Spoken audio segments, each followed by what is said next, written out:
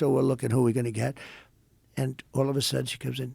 Sir Dana White just said he's going to do it, and he's coming back in tonight. He's taking it. You know, the guy is just an incredible guy, and he's like a tough champion, but loyal.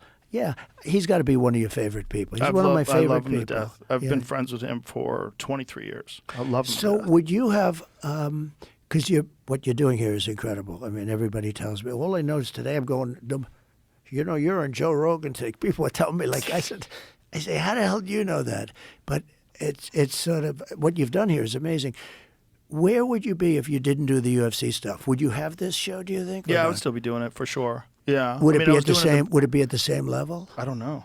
But you would have. It's hard to know. I think one of the things that works for this show, I guess, is that I'm involved in so many different things.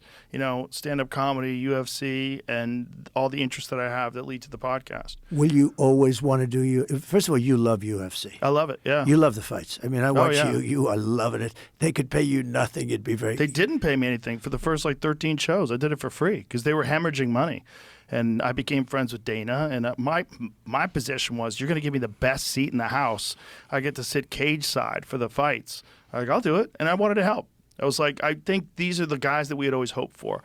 In the early days of the sport, I started working for the company in 1997. I was before the UFC was purchased by Zuffa, which Dana worked for. Wow. So I was a part of the previous owners.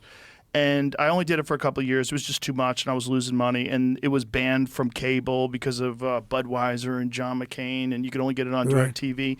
And then I came along, and I gave him the sites. You did, and he loves you for that. And he never forgot it. He loves you for that. He talks about it all the time. Just to interrupt you for one second. So they couldn't get a site because it was too dangerous, and everybody was against it, and they couldn't get licensed.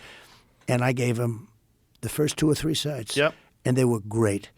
And by the way, I went to the first fight. I said, I never saw anything like this. It was crazy. It was so good. Take the best fight you've ever seen. It was like that fight, right? It was so good that I gave it to him again, and all of a sudden it caught on. But, when I wasn't in vogue, I've had time. You probably never had a time, but I had times when I wasn't exactly in vogue. Dana, they called him. He said, he's the greatest guy. There's nobody like him. He said, I'll never say anything bad about that guy because when I needed, because they were having a hard time at the beginning.